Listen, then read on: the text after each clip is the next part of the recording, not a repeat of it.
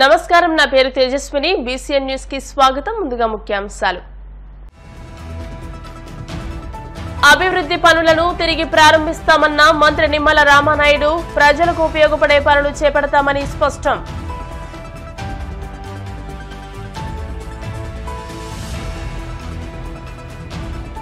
మంగళగిరిలోని జనసేన పార్టీ కేంద్ర కార్యాలయంలో జనవాణి. ప్రజల నుంచి అర్జీలను స్వీకరించిన ఉంగుటూరు ఎమ్మెల్యే ధర్మరాజు.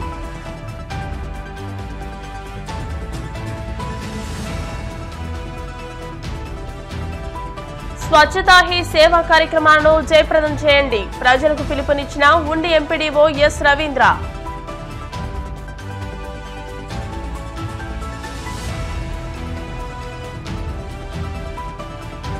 పాలకొల్లు క్షీర రామలింగేశ్వర స్వామి ఆలయంలో రాతి స్తంభాల పరిశోధనల నిమిత్తం తీసుకువెళ్లిన శాంపిల్స్.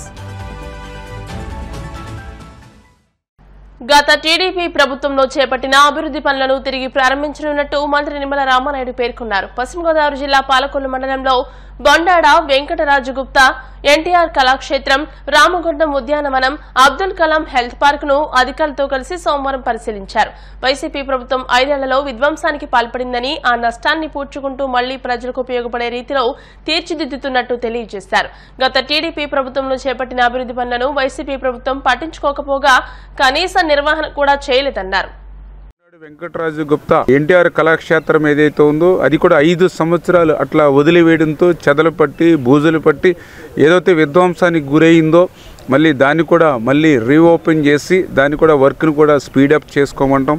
అదేవిధంగా ఏదైతే ఇటు ఉద్యానవనం కానీ, అబ్దుల్ కలాం హెల్త్ పార్క్ కానీ ఇట్లా చాలా 5 సంవత్సరాల పాలనలో కనీసం మెయింటెనెన్స్ లేక పోయినటువంటి ఏవైతే ఉన్నాయో అవన్నీ కూడా మళ్ళీ గతంలో జరిగినటువంటి విధంగా 5 సంవత్సరాల పాలనలో జరిగిన నష్టాన్ని అన్నింటినీ కూడా పూడ్చుకుని మళ్ళీ ఫుల్ ఫ్లెడ్జెడ్గా దాన్ని కంప్లీట్ చేయాలని ఆలోచనతోటే మన అధికారులకు కూడా టైం బాండ్ పెట్టి వీక్లీ వన్స్ దాన్ని రివ్యూ చేసుకుంటూ వర్క్ ప్రోగ్రెస్ కూడా చేయమని చెప్తూ ఉన్నాం.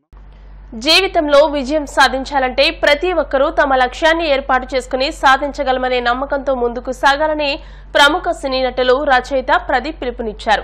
నెల్లూరు నగరంలోని మహేశ్వరి పరమేశ్వరి కళ్యాణ మండపంలో Bhuvanesh life spaces private limited ఆధ్వర్యంలో for real estate marketing associates ఆధ్వర్యంలో నిర్వహించిన కార్యక్రమంలో ఆయన ముఖ్య అతిథిగా హాజరయ్యారు. స్వయం శక్తితో ప్రకాశించే చంద్రులని మనమే తయారు చేయొచ్చు. ఈ రోజున ప్రపంచం మొత్తం డిమోటివేట్ అయినప్పుడు కేవలం మోటివేషన్తోనే ఎంతోమందిలో నిద్రాణమైన శక్తులు బయటికి తీసుకురావచ్చు అని చెప్పి ఈ రోజున భువనేష్ లైఫ్ స్పేసెస్ వాళ్ళు ఈ రోజున ఒక అద్భుతమైన కార్యక్రమాన్ని ఏజెంట్స్ కోసం ఒక ట్రైనింగ్ ప్రోగ్రాన్ని ఏర్పాటు చేశారు. బాబురావు గారు వాళ్ళ టీం మొత్తం కూడా. అయితే ఈరోజు దాదాపు 500 మంది ఉన్నారు. ప్రపంచం మొత్తం ఉద్యోగాల కోసం, అవకాశాల కోసం ప్రభుత్వాలను తిరుగుతున్నప్పుడు మేమే మాకు స్వయంగా అవకాశాలు కల్పించుకుంటాం, మాలో ఉన్న శక్తుల వల్లే మేము ముందుకెళ్తామని అనుకునే చాలామంది యూత్ ఇవాళ ఇక్కడికి వచ్చారు. వీళ్ళందరూ కూడా రియల్ ఎస్టేట్ చేస్తూ ఈ ప్రాంతాన్ని, నెల్లూరులో ఉన్న ప్రాజెక్ట్స్ని అభివృద్ధి చేస్తున్నారు. మనలో ఉన్న శక్తిని వాళ్ళు కనుక్కోవడానికి ఈరోజు ప్రయత్నం చేసినందుకు బాబురావు గారిని, టీంని అభినందిస్తున్నాను. యువతకి ఏం చెప్పాలంటే మేల్కోమని చెప్పాలి. దీని తల ఎత్తి మన వాట్సాప్ నుంచి, లేకపోతే సోషల్ మీడియా నుంచి, రీల్స్ నుంచి, రోల్స్ నుంచి తలెత్తి బయట చూస్తే బయట ఉన్న ప్రపంచం కనిపిస్తుంది.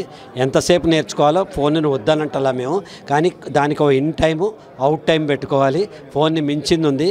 అమ్మా నాన్నల ప్రేమ లేదా పక్కింటి వాళ్ళ ఒక రకంగా స్నేహం, లేకపోతే ఎదురుగా కనిపించే ఒకటి కష్టం, ఇవన్నీ కూడా ఫోన్లోంచి మనం తల బయట పెడితేనే వస్తుంది. సోషల్ మీడియాకి ఇన్ టైం, అవుట్ టైం పెట్టుకోమని యువతకు చెప్తాను. ముఖ్యంగా నైపుణ్యాలు, స్కిల్స్ ఉండడం లేదు. ఆ స్కిల్స్ని డెవలప్ చేసుకోవాలని చెప్పి నేను ఇలాంటి ప్రోగ్రామ్ని ఏర్పాటు చేయడం జరిగింది.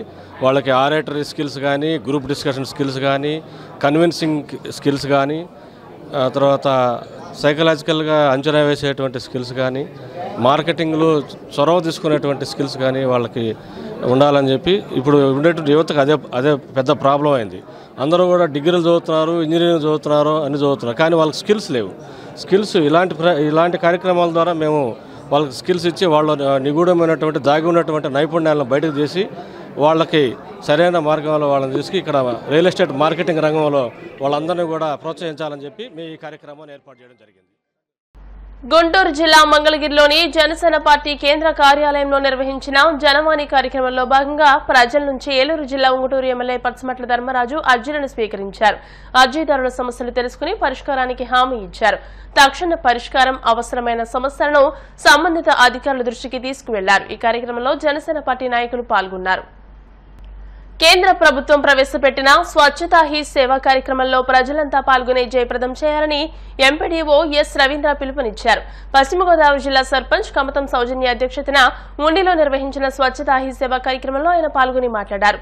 పరిసరాలను పరిశుభ్రంగా ఉంచుకోవాలని, ప్రతిరోజు 2 గంటలు కనీసం శ్రమదానం చేయాలని ప్రజలకు అవగాహన కల్పించారు. ఈ కార్యక్రమంలో జనసేన పార్టీ నియోజకవర్గ ఇన్ఛార్జ్ జుత్తుగ నాగరాజు మాట్లాడుతూ కేంద్ర రాష్ట్ర ప్రభుత్వాలు పల్లెల్లో పచ్చదనాన్ని, పరిశుభ్రతను పెంచేందుకు చేస్తున్న కృషిలో ప్రజలంతా భాగస్వాములు కావాలని కోరారు.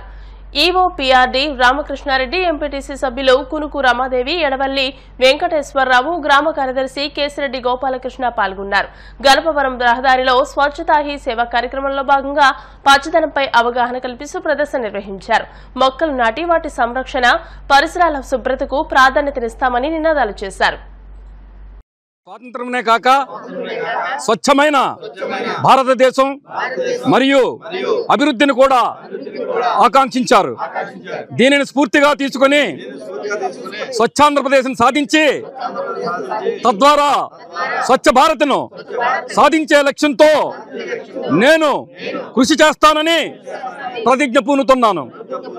నేను పరిశుభ్రంగా ఉండడంతో పాటు పరిసరాల శుభ్రత కోసం కొంత సమయం కేటాయిస్తానని శపథం చేస్తున్నాను.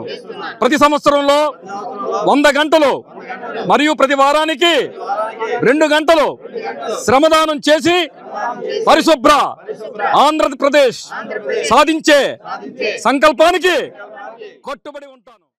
ప్రధానమంత్రి మరుగుదొడ్ల వాడకం, బహిరంగ మల విసర్జన గురించి ఎప్పుడైతే ఆయన కాన్సెప్ట్ తీసుకున్నాడో అప్పుడు దాకా దేశవ్యాప్తంగా గ్రామీణ ప్రాంతాల్లోకి వస్తున్నప్పుడు మనకి వెల్కమ్ బోర్డులాగా ఈ బహిరంగ మల విసర్జన ప్రతి గ్రామంలోనే వచ్చేది.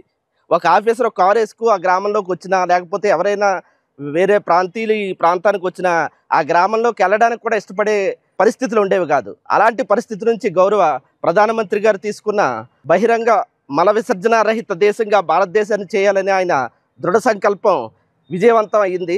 అందులో 2వ స్టెప్ కింద ఓడిఎఫ్ ప్లస్ అంటారు. ఓడిఎఫ్ అంటే ఓపెన్ డెఫికేషన్ ఫ్రీ విలేజెస్, అంటే బహిరంగ మల విసర్జన లేని గ్రామాలు. ఓడిఎఫ్ అయిన తర్వాత ఆయన నెక్స్ట్ టార్గెట్ 2017 నుంచి ఏం పెట్టుకున్నాడంటే ఓడిఎఫ్ ప్లస్.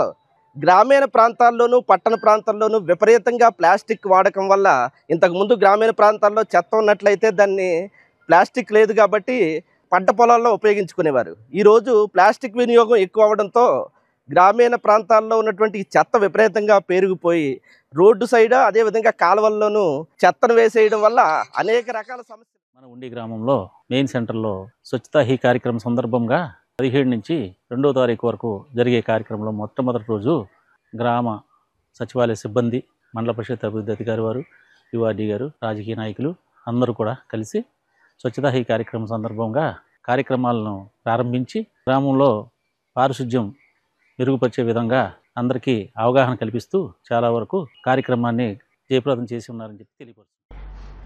యోగి వేమన యూనివర్సిటీలో నాన్ టీచింగ్ ఉద్యోగులను ఆబ్కాస్ నిబంధనలకు విరుద్ధంగా ప్రైవేట్ ఏజెన్సీల ద్వారా నియమించడం సరికాదని ఏఐవైఎం జిల్లా సంఘం ఆరోపించింది. కడపలో యూనియన్ నాయకులు మీడియాతో మాట్లాడుతూ యోగి వేమన యూనివర్సిటీ ప్రభుత్వ నిబంధనలకు పూర్తి వ్యతిరేకంగా పనిచేస్తుందని అన్నారు. 2019 నుండి ఇప్పటి వరకు 191 ఉద్యోగాలకు యోగి వేమన యూనివర్సిటీ నియామకాలు చేపట్టిందన్నారు. ఈ నియామకాలన్నీ అక్రమాలేనని, పక్కా ఆధారాలు తమ దగ్గర ఉన్నాయని అన్నారు. కడప ఎంపీ అవినాష్ రెడ్డి యూనివర్సిటీని గుప్పెట్లో పెట్టుకుని వారు సూచించిన వారికే ఉద్యోగాలను కట్టబెట్టి అక్రమాలకు పాల్పడ్డారని అన్నారు. యోగి వేమన విశ్వవిద్యాలయానికి సంబంధించినటువంటి నాన్ టీచింగ్ సంబంధించినటువంటి నియామకాలు సంబంధించి ఆర్టీఐ సమాచార హక్కు చట్టం ద్వారా కోరడం జరిగింది. అయితే దాదాపు 191 నాన్ టీచింగ్ ఉద్యోగాలకు సంబంధించి వాళ్ళు భర్తీ చేశారు. ప్రధానంగా వైఎస్ఆర్ కాంగ్రెస్ పార్టీ అధికారంలోకి వచ్చిన తర్వాత అవుట్సోర్సింగ్ సంబంధించి ప్రైవేట్ వాళ్లకు రద్దు చేస్తా ఉన్నాం. ప్రైవేట్ ఏజెన్సీలు గవర్నమెంటే ఒక సంస్థను ఏర్పాటు చేసి అబ్కాసు దాని ద్వారా నియామకాలు చేపడతామని చెప్పారు. అయితే యోగి వేమన విశ్వవిద్యాలయం వారు ఆ ఆప్కాస్ అంటే ఏదైతే ప్రభుత్వం నిర్ణయం తీసుకునేదో ఆ నిర్ణయానికి వ్యతిరేకంగా ప్రభుత్వ నిబంధనలకు విరుద్ధంగా ఆప్కాస్ ద్వారా కాకుండా ప్రైవేట్ ఏజెన్సీ శక్తి ఏజెన్సీ ద్వారా దాదాపు 76 ఉద్యోగాలకు సంబంధించి నియామకాలు చేపట్టడం జరిగింది. ఈ నియామకాలన్నీ కూడా అక్రమాలే. ఎందుకు ఈ మాట చెప్తా ఉన్నామంటే పక్క ఆధారాలతో సహా ఉన్నాయి. యోగి వేమన విశ్వవిద్యాలయానికి సంబంధించి యూనివర్సిటీలో ప్రొఫెసర్గా ఉన్నటువంటి, అదేవిధంగా జగన్మోహన్ రెడ్డి గారి బామర్ది అయినటువంటి ఈసి సురేంద్రనాథ్ రెడ్డి తన గుప్పెట్లో పెట్టుకొని విశ్వవిద్యాలయాన్ని, అదేవిధంగా కడప పార్లమెంటు సభ్యులు వైఎస్ అవినాష్ రెడ్డి వాళ్ళిద్దరూ కూడా యూనివర్సిటీలో తన గుప్పెట్లో పెట్టుకొని వాళ్ళు చెప్పిన వాళ్లకు, వాళ్ళు ఇష్టం వచ్చిన వాళ్లకు ఎవరు డబ్బులు ఎక్కువ ఇస్తే వాళ్లకు ఉద్యోగాలన్నీ కూడా, అది కూడా వైఎస్ఆర్ కాంగ్రెస్ పార్టీ కార్యకర్తలకు, నాయకులకు వాళ్ళకు మాత్రమే అమ్ముకోవడం జరిగింది. అప్పుడు ఉన్నటువంటి సలహాదారులుగా ఉన్నటువంటి సజ్జల రామకృష్ణారెడ్డి గారు, అంటే షాడో సీఎంగా ఉన్నటువంటి సజ్జల రామకృష్ణారెడ్డి గారు కూడా లెటర్ ఇచ్చారు. కేవలము ప్రతి యోగి వేమన యూనివర్సిటీలో చేరినటువంటి 191 మంది కూడా అవినాష్ రెడ్డి చెప్పినారని, లేదా సజ్జల రామకృష్ణారెడ్డి చెప్పినారని, లేదా కమలాపురం ఎమ్మెల్యే రవీనారెడ్డి చెప్పారని, పొద్దుటూరు ఎమ్మెల్యే రాజమల్లి శివప్రసాద్ రెడ్డి చెప్పారని, లేదా ముఖ్యమంత్రి వాళ్ళ భార్య గారు ఉన్నటువంటి భారతి గారు చెప్పారని, లేదా రాజంపేట ఎంపీ మిథున్ రెడ్డి గారు చెప్పారని, అంటే ఎవరు చెప్పినా కూడా కాదనకుండా డబ్బులు తీసుకొని అక్కడ ఉన్నటువంటి ఈసి సురేంద్రనాథ్ రెడ్డి, అదేవిధంగా అవినాష్ రెడ్డి, అదేవిధంగా గతంలో పనిచేసినటువంటి, అంటే దాదాపు 3 వీసీలుగా 3 రిజిస్ట్రార్లుగా పనిచేసినటువంటి, అదేవిధంగా ఈ అక్రమ నియామకాల పైన రూల్ ఆఫ్ రిజర్వేషన్ సంబంధించి కానీ, అదేవిధంగా ఈ యూనివర్సిటీ గైడ్లైన్స్ ప్రకారం కానీ, లేదా ఆంధ్రప్రదేశ్ ఉన్నత విద్యామండలి గైడ్లైన్స్ ప్రకారం కానీ ఏమీ జరగలేదు. కాబట్టి దీనిపైన కూడా హైకోర్టులో కూడా మేము పిటిషన్ వేయబోతా ఉన్నాం. ఈ సందర్భంగా రాష్ట్ర ప్రభుత్వాన్ని కోరుతా ఉన్నాం. కాబట్టి విచారణ చేయాలని, అదేవిధంగా ఎవరైతే అక్రమాలకు పాల్పడ్డారో, ఈ అక్రమాలకు పాల్పడినటువంటి ప్రధానంగా ఉన్నటువంటి కడప ఎంపీ వైఎస్ అవినాష్ రెడ్డి, అదేవిధంగా మాజీ సీఎంగా ఉన్నటువంటి జగన్మోహన్ రెడ్డి గారి బామర్ది అయినటువంటి ఈసి సురేంద్రనాథ్ రెడ్డి, ఆ గతంలో పనిచేసినటువంటి 3 వీసీలు ఎంఆర్కే రెడ్డి కానీ, అదేవిధంగా సూర్యకళావతి, చింతా సుధాకర్, రిజిస్ట్రార్లుగా ఉన్నటువంటి గులాబ్ తారీఖు, విజయరాఘ ప్రసాద్, వెంకట సుబ్బయ్య, వీళ్ళందరి పైన మొత్తం 8 మంది పైన విచారణ చేసి వాళ్ళందరిపైన కూడా క్రిమినల్ కేసులు పెట్టాలని డిమాండ్ చేస్తా ఉన్నాం. ఇప్పుడు కాసేపు ప్రకటనలు.